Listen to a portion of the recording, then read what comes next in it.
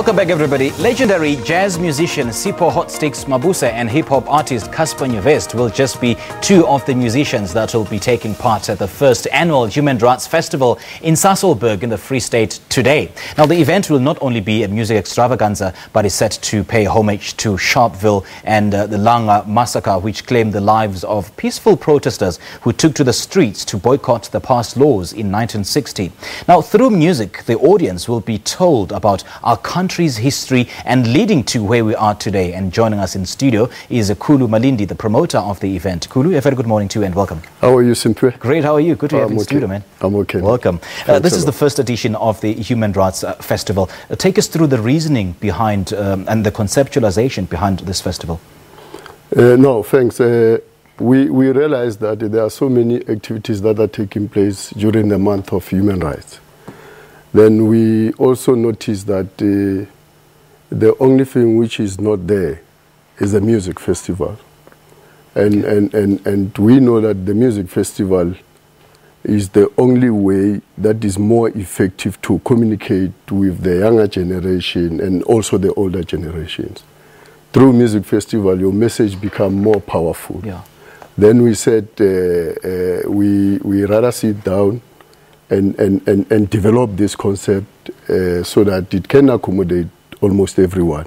Even if you look at our lineup, we have mixed of artists, younger and old, different genre of music. Yeah. So that's how we came about the whole thing and say the best way to give it to our people, give music or Luna. Yeah, and I see some of the big names that will be headlining the festival. And apart from music, the festival aims to, to commemorate the Sharpeville and the Langa Massacre. Just how and why is it important for us to know the history of our country? Look, in any nation, you don't make a mistake of forgetting where you come from. It is very important because it will guide you how to behave in future, how to conduct yourself, which things that you must avoid, which things that must not happen again. So it is important that now and then, the younger generation, look, this has happened in the past. People were shot in Sharpeville, people were shot in Langa, and those things were happened under a difficult and a brutal system of apartheid. So we don't need them now. So we need to educate our younger generation about those things. But we don't only talk about those things that happened in the past.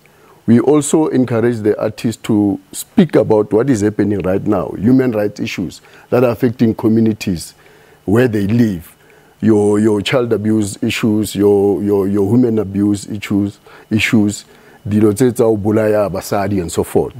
So artists are going to be not going to sing only. They are going to speak about those things. Okay. So it's not about the music only. It's also about educating our people. Okay. In what form would that education take place? I mean, you mentioned some of the human rights issues like femicide, gender-based violence, misogyny. In what form would that education take place? I always say to many people that, we should not undermine the importance of artists. Artists are very powerful than politicians. Yeah. For example, if you go to political rallies, for them to be fill up, you need to include artists. Artists, right? But artists can have festival without politicians. You see, so they're very powerful. Once they go on stage, it's not about to sing only. The things they say, they have impact to those who are listening. Yeah. Artists have a way of mobilizing. If you want to put your issues across, use the platform through the artist. For example, in 1985, Wembley had a Mandela birthday concert. That concert managed to mobilize international communities against apartheid and say, release Mandela. That's when that thing became powerful. So artists are very powerful. Very. Okay, let's talk about the logistics of the event. Has the security detail been beefed up or updated? We have a very strong security The security firm that we use, it normally do work with cricket. They do work at cricket games. They have done the work with us in the past, and our festivals are incident-free. Give us the details. What time is it starting and the venue of the festival? The festival started, gates are going to open at 10 today, and the festival started at 12. And the venue is Abrams Rest in Sasolburg, Abrams Rest Resort in Sasolburg, along the Val River banks. Right.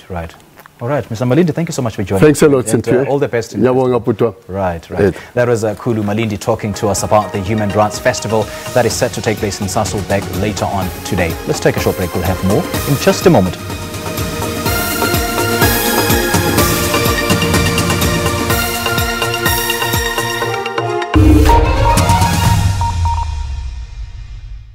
Get the facts first. In 1994